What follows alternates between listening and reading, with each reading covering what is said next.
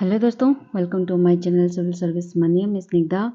आज हम पढ़ने वाले हैं हमारे जो चैप्टर चल रहे थे प्लांट प्रोटेक्शन टेक्निक, इसका लेक्चर नंबर 8 जिसमें हम पढ़ेंगे आज biological control of paste and diseases. ठीक है, ये एग्रीकल्चर पेपर 2 का चैप्टर है। आप लोगों को पता है मैं नीचे की हिस्से से स्टार्ट कर रही हूँ सिलेबस, और एग्रीकल्चर पेपर 2 से स्टार्ट कर रही हूँ क्योंकि पेपर 1 का तो कभी मिल जाएगा, और जो भी एग्रीकल्चर बैकग्राउंड के स्टूडेंट है पेपर 1 थोड़ा इजी होता है, लेकिन पेपर 2 थोड़ा ढूंढना पड़ता है और काफ़ी मेहनत करनी पड़ती है। तो इसी वजह से पेपर 2 से मैंने स्टार्ट किया है। हालांकि सबका डिफरेंट डिफरेंट आइडियोलॉजी होता है, तो लेट्स लीव ऑन दैट। तो आज हम पढ़ेंगे एग्रीकल्चर बायोलॉजिकल कंट्रोल हम कैसे करेंगे पेस्ट एंड डिजीजेस का। ये जो बायोलॉजिकल कंट्रोल है, तो पहले इसका मतलब जानते हैं बायोलॉजिकल कंट्रोल है क्या। It is the use of natural enemies. Natural enemies मतलब जो भी प्लांट क्रॉप जब उगाया जाता है तो ये इसमें पेस्ट और डिजीजेस लग जाते हैं time to time, different factor की वजह से लगते हैं। और हम क्या करते हैं, केमिकल सिंथेसिस, केमिकल पेस्टिसाइड हो गया और सिंथेटिक पेस्टिसाइड हो गया, वो सब डाल देते हैं और उनको मार लेते हैं। लेकिन ये केमिकली बहुत डिग्रेड करता है। जो केमिकल यूज़ करते हैं वो एनवायरनमेंट को काफ़ी हद तक डिग्रेड करता है, सॉइल को भी डिग्रेड करता है और अल्टीमेटली ह्यूमन हेल्थ को भी डिग्रेड करता है। तो हमें अब क्या करना है, बायोलॉजिकल कंट्रोल मतलब एक नेचुरल एनिमी, मतलब ये जो कीड़े होते हैं ना, उनको नेचुरल तरीके से किस तरह से हम मार, नेचुरली जो बहुत सारे ऐसे प्रेडेटर्स होते हैं, पैरासिटाइड्स होते हैं या फिर पैथोजेंस होते हैं जो इन कीड़ों को खाकर उनको मार देते हैं। जैसे कि स्पाइडर हो गया, लेडी बर्ड बिटल हो गया। और आप लोगों को पता है जब आप देख रहे होंगे जब सॉइल को प्लाविंग करते हैं ना, तो बहुत सारे वहाँ पे जो बाढ़ होते हैं, बाढ़ वगैरह वहाँ पे बहुत ज़्यादा पाए जाते हैं। क्यों? कि वो चुन चुन कर वहाँ से जितने कीड़े होते हैं वो खा लेते हैं। तो इस तरह से नेचुरली तरीके से हमारे सॉइल स्टेरिलाइज होती है। तो बायोलॉजिकल कंट्रोल वही होता है कि बायोलॉजिकल एजेंट जो लिविंग बीइंग है, जो कि नेचुरल एनिमीज होते हैं उस कीड़े की, इनको 3 तरह से डिवाइड किया गया है: प्रीडेटर्स, पैरासिटॉइड्स भी बोलते हैं, और पैथोजेंस। ये सब हम यूज़ करके किस तरह के हम पेस्ट एंड डिजीजेस को, इस पॉपुलेशन को मैनेज करेंगे। ठीक है, इसको बोलते हैं बायोलॉजिकल कंट्रोल। ये एक एनवायरमेंटली फ्रेंडली अप्रोच है जिसमें हम केमिकल पेस्टिसाइड और सिंथेसिस पेस्टिसाइड का यूज हमें रिड्यूस कर सकते हैं इसका यूज़ से, और सस्टेनेबल एग्रीकल्चर को प्रमोट कर सकते हैं। इसी वजह से बायोलॉजिकल कंट्रोल किया जाता है। तो इसके बारे में आज हम डिटेल्स में पढ़ेंगे। तो चलिए शुरू करते हैं। तो पहले की टाइप्स ऑफ बायोलॉजिकल कंट्रोल, किस तरह की बायोलॉजिकल कंट्रोल्स होते हैं इसके बारे में जानते हैं। फर्स्ट तो है क्लासिकल बायोलॉजिकल कंट्रोल। ये क्या है? Introduction of non native natural enemies to control exotic pest. Non native मतलब उस जगह की नेटिव प्लेसेस से वो जो नेचुरल बायोलॉजिकल कंट्रोल होता है वो उस जगह से बिलोंग नहीं करता। हम एक एक्जोटिक प्लेसेस से उसे लाकर वहाँ पे इंट्रोड्यूस करते हैं। इसे बोलते हैं नॉन नेटिव नेचुरल एनिमीज। ठीक है, जैसे कि एग्जाम्पल मान के चलिए, इंट्रोड्यूसिंग कोटेसिया ग्लोमेरेटा, ये पैरासाइटिक वास्प है जिसको कैबेज कैटरपिलर को कंट्रोल करने के लिए यूज़ किया जाता है। ठीक है, समझ में आ गया। फिर है ऑगमेंटेटिव बायोलॉजिकल कंट्रोल। ये है enhancement of natural enemy population either bye releasing large number और बाय सप्लीमेंटिंग एग्जिस्टिंग पॉपुलेशन। इसका मतलब ये है कि जो भी नेचुरल एनिमी उस प्लेस से बिलोंग करता है, एग्जिस्ट करता है उस प्लेस में, उसको हम 2 तरीके से इसकी पॉपुलेशन बढ़ा सकते हैं। बाय रिलीजिंग हम क्या करेंगे, लार्ज नंबर ऑफ उस पॉपुलेशन, उस तरह की जो बायोलॉजिकल कंट्रोल है, जो कीड़ा है, उसको हम बाहर से लाएंगे और उसकी रिलीज करेंगे लार्ज नंबर वही क्रॉप फील्ड में, जिस मेथड को बोला जाता है इनुंडेटिव रिलीज। ठीक है, और एक मेथड है जहाँ पे हम एग्जिस्टिंग पॉपुलेशन को सप्लीमेंट करेंगे, सप्लीमेंटिंग एग्जिस्टिंग पॉपुलेशन। और सप्लीमेंटिंग मतलब उसको इस तरह की नर्चर करेंगे जैसे इसकी पॉपुलेशन बढ़ जाए, इसको बोलते हैं इनोकुलेटिव रिलीज। ठीक है, इस 2 मेथड से हम इसकी पॉपुलेशन इंक्रीज करेंगे और जिससे वो जो भी क्रॉप फील्ड में जो भी डिजीज और या पेस्ट लगे हुए हैं इसको वो कंट्रोल करेंगे। एग्जाम्पल जैसे रिलीजिंग प्रीडेटोरी माइट्स को हम रिलीज करते हैं और to control spider mites in orchard. Orchard में जो स्पाइडर माइट्स लगते हैं उसको कंट्रोल करने के लिए ये प्रीडेटोरी माइट्स को हम रिलीज करते हैं। ये एक मेथड हो गया। फिर थर्ड मेथड है कंजर्वेटिव बायोलॉजिकल कंट्रोल। ये क्या होता है? मॉडिफिकेशन ऑफ द एनवायरनमेंट और farming practices to protect and enhance natural enemies. जो भी नेचुरल एनिमीज उस क्रॉप फील्ड में एग्जिस्ट करते हैं, हम इस तरह की एनवायरमेंटल कंडीशन को बनाएंगे उनके लिए, ताकि वो एनवायरनमेंट भी उनको प्रोटेक्ट करेगा और उनको नर्चर करेगा। ठीक है, जैसे कि हम एग्जाम्पल देखिए, फ्लावरिंग प्लांट कुछ प्लांट करेंगे जो कि उनको नेक्टर देंगे, शेल्टर देंगे। लेडी बग बेटल हो गया कि लेस विंग्स बेटल हो गया, ये सारे जो होते हैं बायोलॉजिकल कंट्रोल, उनको अगर हम ज़्यादा से ज़्यादा फ्लावरिंग प्लांट वहाँ पे प्लांट करेंगे, या फिर इस तरह की कुछ प्लांट्स जिसमें वो लेडी बर्ड बेटल की पॉपुलेशन ग्रोथ हो, तो वहाँ पे वो नर्चर होंगे और उनकी पॉपुलेशन बढ़ेगी, और वो क्या करेंगे, नेचुरल तरीके से वहाँ पे जो जो भी कीड़े लगते हैं, क्रॉप को ख़राब करते हैं, डैमेज करते हैं, उनको खा के नष्ट कर देंगे। तो ये एक थर्ड तरीके की कंट्रोल है। जो फोर्थ मेथड है वो है माइक्रोबियल बायोलॉजिकल कंट्रोल। ये क्या है, हम कुछ माइक्रो ऑर्गेनिजम्स की यूज़ करेंगे, जैसे कि बैक्टीरिया, फंजी, वायरसेस। देखिए, बैक्टीरिया, फंजी, वायरसेस हमेशा बुरे नहीं होते, कुछ बेनिफिशियल, जैसे कि हमारे गॉट में कुछ बेनिफिशियल बैक्टीरिया होते हैं, उस तरह के कुछ बेनिफिशियल बैक्टीरिया भी होते हैं, वायरसेस भी होते हैं, फंजी भी होते हैं। हम इसको यूज़ करते हैं कुछ टारगेट स्पेसिफिक पेस्ट के लिए, उनको कंट्रोल करने के लिए। जैसे कि एग्जांपल देखिए, बैसिलस thuringiensis बीटी को यूज़ किया जाता है कैटरपिलर को डिस्ट्रॉय करने के लिए।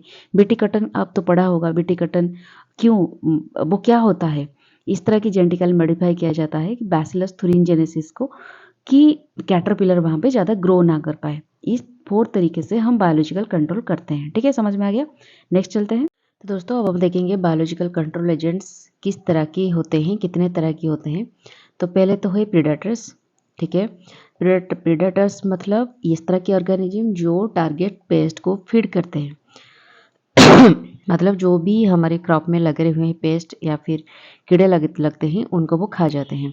एग्जाम्पल जैसे कि लेडीबर्ड बीटल हो गया, green lace wings, rove beetles, hover flies, predatory mites, ये सब को प्रीडेटर के हिसाब से यूज़ किया जाता है।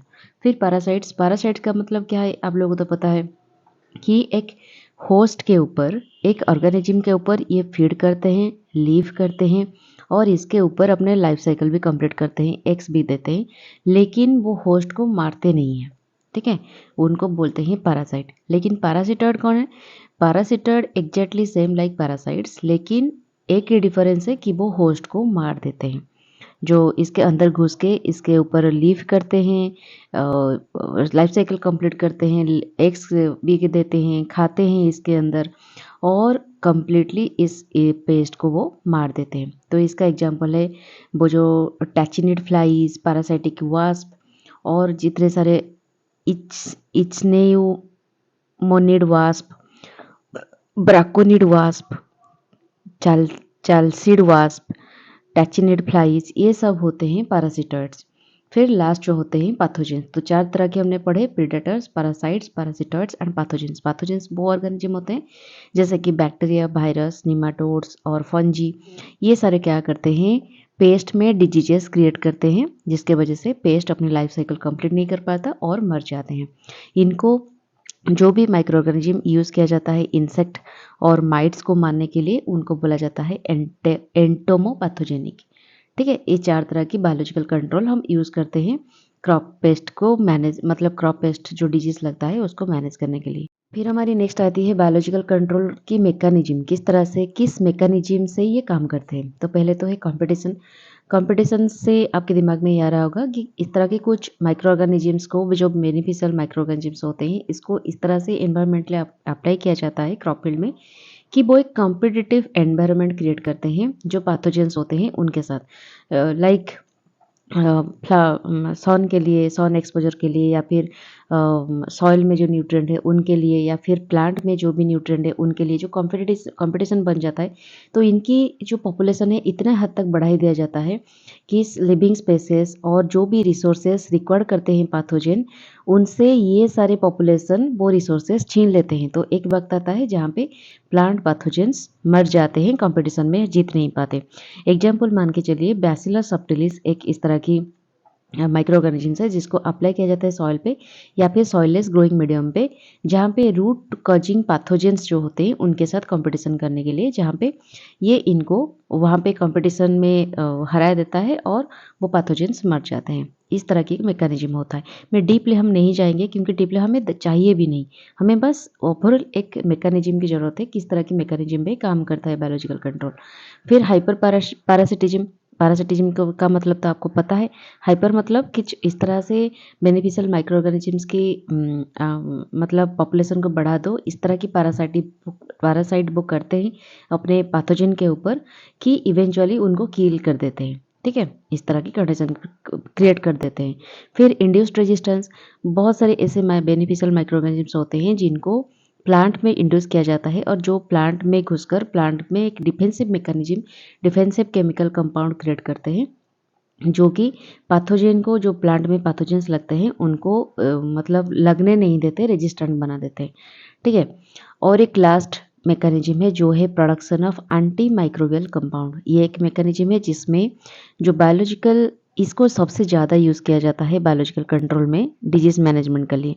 और ये जो बेनिफिशियल माइक्रो ऑर्गेनिज्म है पर्टिकुलरली इसमें ज़्यादा से ज़्यादातर बैक्टीरिया को यूज़ किया जाता है और इसको एक फर्मेंटेड वेसल्स में बहुत मास रियर्ड किया जाता है, मतलब उगाया जाता है, उनकी पॉपुलेशन बढ़ाया जाता है कि वो एक स्पेसिफिक एंटी माइक्रोबियल कंपाउंड को प्रोड्यूस करते हैं और जिनको लेटर अब एक्सट्रैक्ट करके उसमें एंटी माइक्रोबियल पेस्टिसाइड भी यूज़ करते हैं और इसको प्लांट में यूज़ करते हैं। एग्जाम्पल है बैसिलस सबटिलिस। ठीक है, इस तरह की मैकेनिज्म के साथ बायोलॉजिकल कंट्रोल काम करता है। अब दोस्तों हम देखेंगे कि बायोलॉजिकल कंट्रोल एजेंट को किस तरह के एप्लीकेशन करते हैं, किस तरह से हम अप्लाई करते हैं फील्ड में। एक होता है, दो मेथड से करते हैं, एक होता है मैक्रो लेवल पे और एक होता है माइक्रो लेवल पे। क्या होता है micro and macro? Macro means आप जो प्रेडेटरी माइट्स है या फिर पैरासिटर्स है उनको आप एक बार में, प्राण में या फिर बड़े से जगह पे या फिर सचेट में हो गया, छोटे छोटे सचेट बनाकर या फिर कार्ड्स में उनकी एग्स को अधर करके हम, और या फिर प्यूपा को अधर करके हम फील्ड में छोड़ देते हैं। तो धीरे धीरे वो अपने पॉपुलेशन ग्रो करके वहाँ पे पैथोजन को किल करते हैं। ये एक हो गया मैक्रो लेवल पे जो दिखाई देते हैं आँखों को। लेकिन ये जो माइक्रो लेवल है ये थोड़ा ऐसा होता है कि इस एजेंट को वाटर के साथ डाइल्यूट किया जाता है और डाइल्यूट करके हम इसको प्लांट पे स्प्रे कर देते हैं या फिर सॉइल में हम जब इरिगेट करते हैं तभी ड्रेंच कर देते हैं, ताकि माइक्रो लेवल पे ये जाके वो अपनी पॉपुलेशन बढ़ाए और जो पैथोजन होते हैं उनके लिए इफेक्टिव हो, उनको मार देते हैं। इसी दो तरीके से हम बायोलॉजिकल कंट्रोल एजेंट को यूज़ करते हैं। अब हम पढ़ेंगे इसका कुछ बेनिफिट्स। पहले तो बेनिफिट ये है, ये एक एनवायरनमेंट फ्रेंडली मेथड है जहाँ पे हम केमिकल पेस्टिसाइड का बहुत मिनिमम यूज करते हैं और जिसमें पॉल्यूशन की भी रिड्यूस होती है और कोई भी रेसिड्यूज फूड में ज़्यादातर नहीं रहता। अगर केमिकल पेस्टिसाइड यूज़ नहीं होगा तो रेसिड्यू कहाँ पे आएगा और पॉल्यूशन भी कहाँ होगा, क्योंकि सब कुछ तो नेचुरल है ना। तो एनवायरनमेंट फ्रेंडली है। सेकंड है सस्टेनेबल।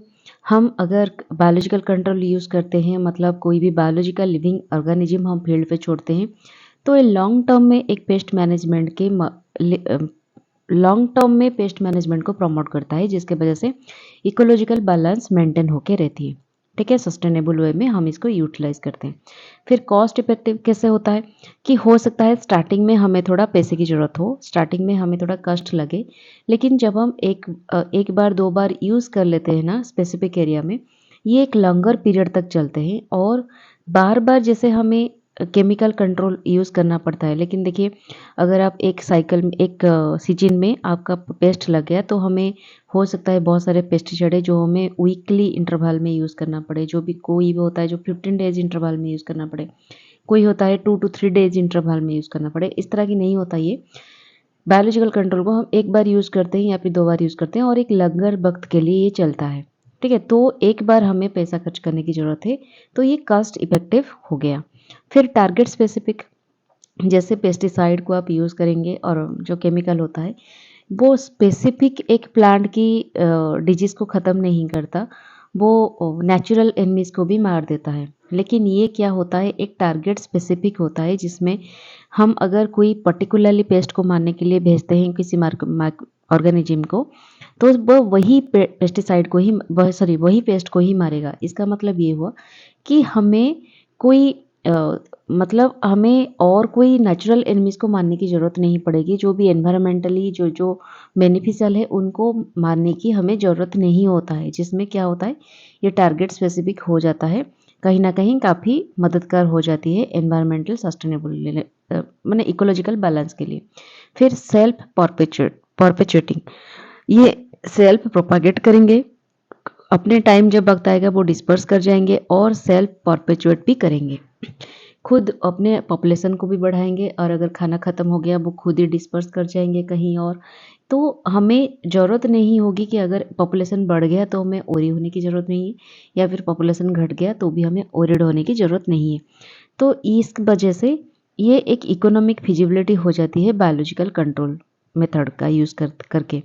फिर नेक्स्ट हो गया रेजिस्टेंस प्रिवेंशन। क्या होता है, कई बार हम जो पेस्टिसाइड यूज़ करते हैं ना प्लांट में, रेजिस्टेंस सॉरी जो पैथोजेंस होते हैं उनमें रेजिस्टेंस जो एक चीज़ दिखा जाता है, तो नेक्स्ट बार हम जो पेस्टिसाइड यूज़ करते हैं वो उनको रेजिस्टेंस बना देती है। हो सकता है वो पेस्टिसाइड उनके लिए काम ना करे, या फिर हमें हायर डोज में पेस्टिसाइड यूज़ करने पड़ सकता है। तो इसके वजह से क्या होता है, एक तो एनवायरनमेंट की बहुत नुकसान होता है, ह्यूमन हेल्थ पे भी इसका असर पड़ता है, और जो क्रॉप है उसके ऊपर भी असर पड़ता है। तो लेकिन इसमें ऐसा कुछ भी नहीं होता, क्योंकि हम नेचुरली एक पेस्ट को मारने के लिए हम एक लिविंग ऑर्गेनिज्म को यूज़ कर रहे हैं। तो लिविंग ऑर्गेनिज्म जब किसी पेस्ट को मारता है तो उसके लिए और एक डिफेंस मैकेनिज्म कोई नेचुरली क्रिएट नहीं होता, जिसके वजह से रेजिस्टेंस क्रिएट होने की कोई ज़रूरत भी नहीं पड़ता, मतलब डर नहीं रहता रेजिस्टेंस क्रिएट होने की। तो ये इतने सारे बेनिफिट्स होते हैं। अब थोड़ा देखेंगे चैलेंजेस क्या है, लिमिटेशंस क्या है। हर एक चीज़ का जो भी बेनिफिट्स होता है उसके साइड बाय साइड लिमिटेशंस भी होते हैं, तो इनका भी है। क्या है, पहले तो है इनिशियल कॉस्ट एंड रिसर्च। हम जो मैं पिछले स्लाइड में बोल रही थी, हम अगर यूज़ करेंगे तो पहले पहले हमें बहुत सारे कॉस्ट की ज़रूरत होती है, तो इनिशियल डेज़ में हमें इसका ध्यान रखना होगा। और सेकंड बात ये है, हमारे पास अगर लैक ऑफ इंफ्रास्ट्रक्चर नहीं होगी, कुछ अच्छी खासी इंफ्रास्ट्रक्चर नहीं है, रिसर्च नॉलेज नहीं है फार्मर के पास जो भी ग्रो कर रहा है, ये एक मतलब डिजास्टर बन सकता है। क्योंकि आपके पास अगर ठीक से नहीं नॉलेज है ये किस तरह से इसको इनकी पॉपुलेशन बढ़ाया जाए, किस तरह से ये काम करते हैं, मैकेनिज्म इसका क्या है, अगर इस तरह चीज़ों की आपके पास नॉलेज नहीं है ना, तो आप क्रॉप में यूज़ तो कर लेंगे लेकिन इफ़ेक्टिव इतना नहीं होगा। आप इतने सारे पैसा खर्च कर लेते हो या फिर यूज़ कर लेते हो फील्ड में, लेकिन आपके क्रॉप भी फेल्योर हो रहे हैं और पेस्ट पॉपुलेशन भी बढ़ रहे हैं, तो ये ज़्यादा काम नहीं करता अगर आपके पास सफिशिएंट नॉलेज ना हो। फिर इफ़ेक्टिवनेस, ये एक चीज़ है, अगर ये जो माइक्रोबियल जो बायोलॉजिकल कंट्रोल एजेंट्स हैं, ये काफ़ी बार क्लाइमेट, लैंडस्केप, क्रॉपिंग सिस्टम, ये सभी चीज़ों से अफेक्ट होते हैं। उनके लिए सही फेवरेबल क्लाइमेट होना ज़रूरी है। लैंडस्केप, उनके लिए कौन सी लैंडस्केप में, कौन सी वेदर में, कौन सी क्रॉपिंग सिस्टम में ये ज़्यादा काम करते हैं, ये सारी चीज़ों की भी नॉलेज होना ज़रूरत है। ये सारे फैक्टर्स अगर नहीं होंगे फेवरेबल, तो डेफिनेटली इनका जो सक्सेस रेट है ये अनप्रेडिक्टेबल होता है। ठीक है। फिर थर्ड है पोटेंशियल रिस्क। कोई ऐसा नॉन नेटिव एजेंट्स, हमने एक पढ़ा था कि बाहर से कोई नॉन नेटिव जो एक्जोटिक एजेंट्स हैं, हम इसको भी कभी कभी लाते हैं जो हमारे टारगेट स्पेसिस को मारने के लिए। काफ़ी बार क्या होता है, जो नॉन नेटिव एजेंट्स होते हैं वो नॉन टारगेट स्पेसिस को मार देते हैं। ठीक है। और जिसके वजह से ये एक डिजास्टर बन जाता है। ये एक पोटेंशियल रिस्क, कभी कभी ऐसा होता है। फिर फोर्थ है incompatibility with conventional pesticide. Pesticide क्या होता है, देखिए आजकल के जो ज़माने में हमारे पॉपुलेशन इतना भास्ट हो चुका है, इनको शॉर्ट टर्म में हमें बहुत सारे खाना जुगाना होता है। तो ये जो ऑर्गेनिक, ये जो बायोलॉजिकल कंट्रोल हम यूज़ कर रहे हैं ना, इनका इफेक्टिवनेस थोड़ा हो सकता है लॉन्ग टर्म के लिए, लेकिन ये थोड़ा लेट में इफेक्टिव होते हैं, जिसके वजह से ना काफ़ी बार जो ग्रोयर्स है उनको ग्रोयर्स इनकरेज नहीं होते ये सारी चीज़ों को अप्लाई करने के लिए, क्योंकि उनको क्विक फिक्स चाहिए। अगर पेस्ट लग रहा है तो हमें 2-3 दिन में या फिर 1 हफ्ते में रिजल्ट चाहिए, जो कि बायोलॉजिकल कंट्रोल नहीं दे पाता, ये एक प्रॉब्लम है।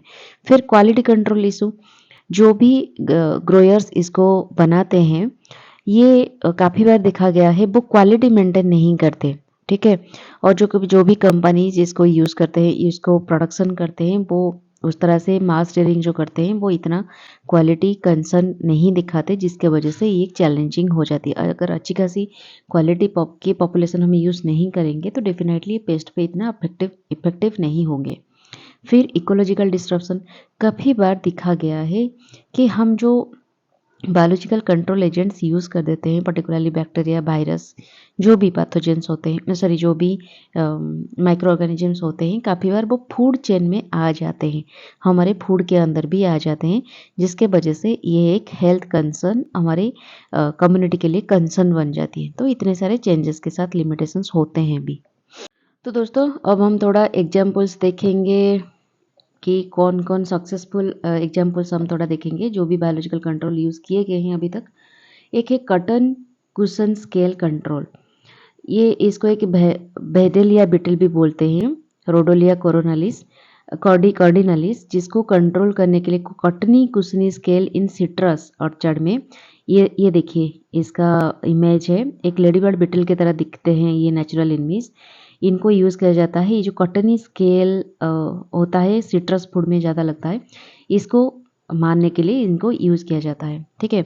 और एक glass house white fly control, जिसको ग्लास हाउस में यूज़ किया जाता है वाइट फ्लाई को कंट्रोल करने के लिए।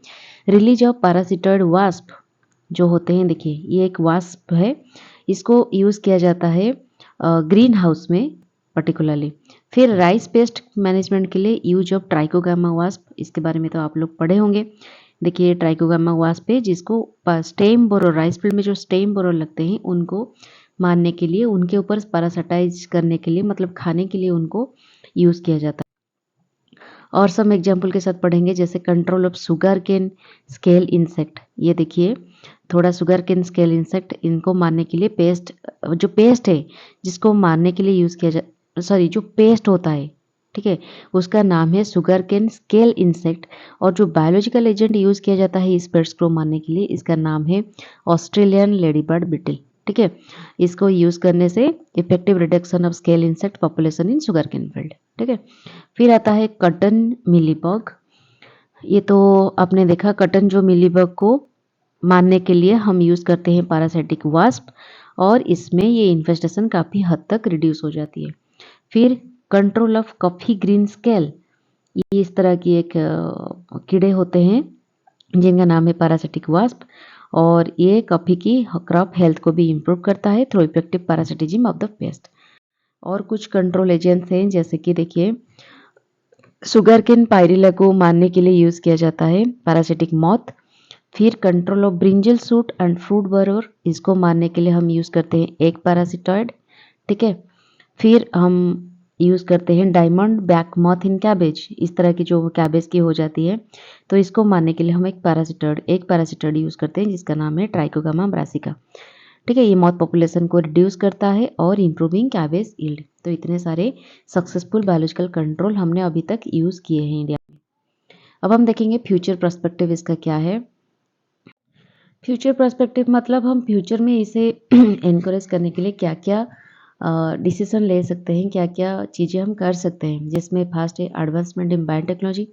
बायोटेक्नोलॉजी में हम इसको यूज़ कर सकते हैं, जो कि हमें एक ये नॉलेज देगा कि इकोलॉजिकल अंडरस्टैंडिंग हमें देगा कि किस एनवायरनमेंट में किस तरह से हम बायोलॉजिकल कंट्रोल को यूज़ करें ताकि हम इसका इफेक्टिवनेस बढ़ा सकते हैं, इसकी जो प्रेसिशन है एनहांस कर सकते हैं, ठीक है।